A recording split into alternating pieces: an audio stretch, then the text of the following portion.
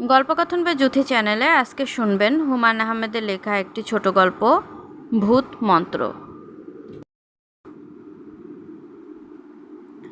বাবলুকে একা বাসায় রেখে তার বাবা মা ভৈরবে বেড়াতে গেছেন। সকালে ট্রেনে গেছেন, ফিরবেন রাত 9টায়। এই এত সময় বাবলু একা থাকবে না, ঠিক একা না, বাসায় কাজের বুয়া আছে। বাবলুর খুব ইচ্ছে ছিল সেও ভৈরব যাবে। অনেক দিন সে ট্রেনে চড়ে না, তার খুব ট্রেনে চড়তে ইচ্ছে করছিল। তাছাড়া ভৈরবে ছোটো খালার বাড়িতেও অনেক মজা হবে। ছোটো খালার বাড়িটা নদীর ওপরে, নিশ্চয়ই নৌকা চড়া হবে। বাবলু অনেক দিন নৌকাতেও চড়ে না, তাকে ইচ্ছে করলেই নিয়ে যাওয়া যেত, কিন্তু বাবলুর বাবা মনসুর সাহেব তাকে নেবেন না। তিনি চোখ মুখ কুঁচকে বললেন, ন, বাচ্চা কাচ্চা নিয়ে বেড়ানো আমি পছন্দ করি না, তুমি বাসায় থাকো, হোমওয়ার্ক শেষ করো। বাবলু ক্ষীণ গলায় বলল, হোমওয়ার্ক শেষ করে রেখেছি। শেষ করলে অন্য কাজ করো, দেখি অঙ্ক বই নিয়ে আসো, দাগিয়ে দেই, অঙ্ক করে রাখো, ভৈরব থেকে ফিরে এসে দেখব। বাবলু অঙ্ক বই নিয়ে এলো। মনসুর সাহেব 20টা অঙ্ক দাগিয়ে দিলেন। সব করবে, একটা বাদ থাকলে কানে ধরে চরকি পাক খাওয়াবো, সারাদিন আছি শুধু খেলার ধান্দায়। বাবলুর চোখে পানি এসে গেল।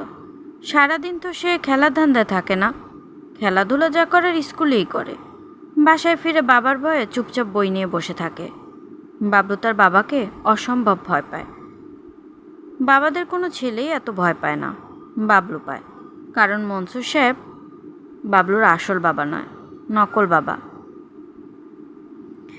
বাবলুর আসল বাবার মৃত্যুর পর তার মা একে বিয়ে করেন। তবে লোকটা যে খুব খারাপ তাও বলা যাবে না। বাবলুকে তিনি প্রায়ই খেলনা, গল্পের বই এসব কিনে দেন। কিছুদিন আগে দামি একটা লেগোর সেট কিনে দিয়েছেন। তবে বাবলু সবসময় মনে হয় তার আসল বাবা বেঁচে থাকলে লক্ষগুণ বেশি মজা হতো। বাবা নিশ্চয়ই তাকে একা ফেলে ভৈরব যেতেন না। বাবলু কোথাও যেতে পারে না, বেশিরভাগ সময় সোবাহানবাগ ফ্ল্যাট বাড়ির 3তলাতেই তাকে বন্দি থাকতে হয়। মাঝে মাঝে তার এমন কান্না পায়, তার কান্না দেখলে মা কষ্ট পাবেন বলে সে কাঁদে না। তার খুব যখন কাঁদতে ইচ্ছে করে তখন সে বাথরুমের দরজা বন্ধ করে কাঁদে। বের হয়ে আসার সময় চোখ মুছে এমনভাবে বের হয় যে কেউ কিছু বুঝতে না পারে। বাবলু বসার ঘরে অঙ্ক বই নিয়ে বসেছে। মনসুর সাহেব 20টা অঙ্ক দাগিয়ে দিয়ে গেছেন। এর মধ্যে সে মাত্র একটা অঙ্ক করেছে। অঙ্কগুলো এমন কঠিন। বুয়া গ্লাস ভর্তি দুধ রেখে গেছে, দুধ খেতে হবে, না খেলে সে নালিশ করবে। গ্লাসটার দিকে তাকালেই বাবলুর বমি আসছে। সে অঙ্ক করছে গ্লাসটার দিকে না তাকিয়ে। এই সময় দরজায় খটখট শব্দ হলো। বাবলু দরজা খুলে দিল। 7-8 বছর বয়সী দুষ্টু দুষ্টু চেহারার একটা ছেলে দাঁড়িয়ে আছে, খালি পা, পরনে সাইজের বড় একটা প্যান্ট। প্যান্ট খুলে পড়ার মতো হচ্ছে, আবার টেনে টেনে তুলছে। তার গায়ে রঙিন শার্ট, শার্টের একটা বোতাম নেই, বোতামের জায়গাটা সেফটি পিন দিয়ে আটকানো। ছেলেটা বাবলুর দিকে তাকিয়ে দাঁত বের করে বলল, এই তুই আমার সঙ্গে খেলবি? বাবলু কথা বলল না। ছেলেটাকে সে চিনতে পারছে না, ফ্ল্যাটেরই কারো ছেলে হবে, তবে বাবলু আগে দেখেনি। অপরিচিত একটা ছেলে তাকে তুই তুই করছে, এটাও বাবলুর ভালো লাগছে না। কথা বলছিস না কেন, খেলবি? না, আমি অনেক মজার মজার খেলা জানি, আমি খেলবো না, অঙ্ক করছি। সকালবেলা কেউ অঙ্ক করে? আয় কিছুক্ষণ খেলি, তারপর অঙ্ক করিস। আমাকে তুই তুই করে বলছো কেন? বন্ধুকে তুই তুই করে বলবো না, বন্ধুকে বুঝি আপনি আপনি করে বলবো? আমি তোমার বন্ধু না। বন্ধু না, এখন হবি। ওই গ্লাসটায় কি দুধ নাকি? তোকে খেতে দিয়েছে? খেতে ইচ্ছে করছে না? না।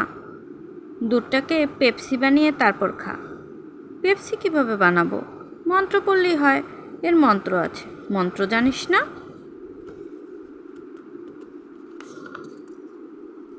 রাগে বাবলুর গা জ্বলে যাচ্ছে। কীরকম চালবাজের মতো কথা! মন্ত্র বললেই দুধ নাকি পেপসি হয়ে যাবে। মন্ত্র এতই সস্তা? আমি মন্ত্র জানি, মন্ত্র পড়ে পেপসি বানিয়ে দেব। দাও। যদি দেই তাহলে কি তুই খেলবি আমার সঙ্গে? ছেলেটা ঘরে ঢুকলো, চোখ বন্ধ করে বিড়বিড় করে কি যেন বলে গ্লাসে ফু দিল। বাবলু দেখলো দুধের মতোই আছে, আগের মতোই কুৎসিত, স্বর ভাসছে। ছেলেটা বলল, দেখলি দুধ কেমন পেপসি বানিয়ে দিলাম? কঠিন মন্ত্র, তোকে শিখিয়ে দেব। এই মন্ত্র দিয়ে খাবার জিনিস বদলে ফেলা যায়। মনে কর তোকে ছোট মাছ দিয়ে ভাত দিয়েছে, ছোট মাছ খেতে ইচ্ছে করছে না, মন্ত্র পড়ে ফু দিবি, ছোট মাছ হয়ে যাবে মুরগির রান। তুই মুরগির রান খাস না বুকের মাংস? বাবলু বলল, দুধ তো আগের মতোই আছে, একটুও বদলায়নি। দেখাচ্ছে দুধের মতো, কিন্তু এর স্বাদ এখন পেপসির মতো, খুব ঝাঁজ। এক চুমুক খেলেই টের পাবি। একটা চুমুক দিয়ে দেখ। ছেলেটা কি তাকে বোকা বানানোর চেষ্টা করছে? বাবলুর রাগ লাগছে। কেউ তাকে বোকা বানানোর চেষ্টা করলে তার রাগ লাগে।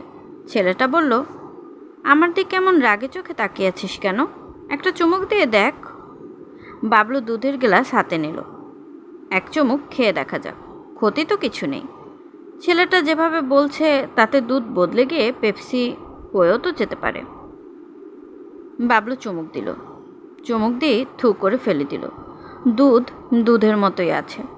তার মুখের ভিতর দুধের সঙ্গে এক গাদা স্বরও ঢুকে গেছে। এই ছেলে দেখি মহাতাদর, তাকে খুব বোকা বানালো। ছেলেটা বলল, পেপসি হয়নি? না, সময় লাগবে। দিনের বেলা মন্ত্র চট করে লাগে না। দুধের গ্লাসটা এক কোণায় রেখে দে, কিছুক্ষণ পর দেখবি দুধ বদলে পেপসি হবে। এখন আয়, আমরা খেলি। বেশিক্ষণ খেলবো না, অল্প কিছুক্ষণ খেলে আমি চলে যাব। আমি খেলবো না, আমাকে অঙ্ক করতে হবে। তাছাড়া তুমি মিথ্যাবাদী, মিথ্যাবাদীর সঙ্গে আমি খেলি না। আমি মিথ্যাবাদী তোকে কে বলল? দুধটা বদলাতে সময় লাগছে, বললাম না, গরমের সময় মন্ত্র সহজে ধরে না। তুমি চলে যাও, আমাকে অঙ্ক শেষ করতে হবে। কঠিন অঙ্ক? কঠিন। খুব কঠিন? খুব কঠিন। কঠিন অঙ্ক সহজ করার একটা মন্ত্র আছে, সেটা শিখিয়ে দেব। যে কোনো কঠিন অঙ্কের দিকে তাকিয়ে মন্ত্রটা পড়ে দুবার ফু দিলেই অঙ্ক সহজ হয়ে যাবে, চট করে করতে পারবি। দেব শিখিয়ে? তুমি আমার সঙ্গে ফাজলামি করছো কেন? তুমি কি ভেবেছ আমি বোকা? আমি মোটেই বোকা নই। মন্ত্র শিখবি না? না, শিখব না। আর শোনো, আমাকে তুই তুই করবে না। ছেলেটা ফিসফিস করে বলল, তুই এমন রেগে আছিস কেন? রাগ করা তো ভালো না। আচ্ছা শোন, রাগ কমাবার মন্ত্র আমার কাছ থেকে শিখবি। এই মন্ত্রটা খুব সহজ। হাত মুঠ করে এই মন্ত্র একবার পড়লেই রাগ কমে যায়। নিজের রাগ তো কমই, আশেপাশে যারা আছে তাদেরও কমে যায়। মনে কর তোর বাবার খুব রাগ, তুই হাত মুঠ করে একটা মন্ত্র পড়বি, দেখবি মজা। তোর বাবার সব রাগ পানি হয়ে যাবে, তোকে হাসি মুখে কোলে তুলে নেবে। বাবলু বলল, তুমি যাও তো। চলে যাব? হ্যাঁ, চলে যাবে, আর কোনো দিন আসবে না। আচ্ছা, চলে যাচ্ছি।